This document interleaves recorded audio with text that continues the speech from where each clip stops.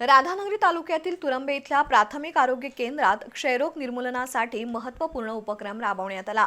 यावेळी क्षयरोग रुग्णांना पोषण आहाराचं फूड किट वाटप करण्यात आलं।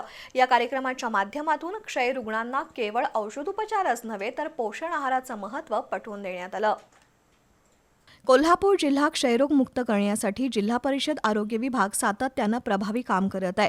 क्षयरोग पूर्णपणे बरा होणारा आजार असून त्यासाठी रुग्णांनी नियमित औषधोपचार घेणं, संतुलित आणि पौष्टिक आहार घेणं तसंच रोजचा व्यायाम करणं अत्यंत आवश्यक आहे।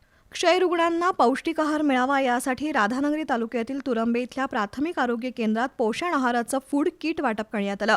शासनाकडून मिळणाऱ्या सुविधा आणि उपचारांचा योग्य लाभ घेतल्यास रुग्ण लवकर बरे होऊ शकतात, असं पंचायत समितीचे सभापती आर.वाय. पाटील यांनी नमूद केलं।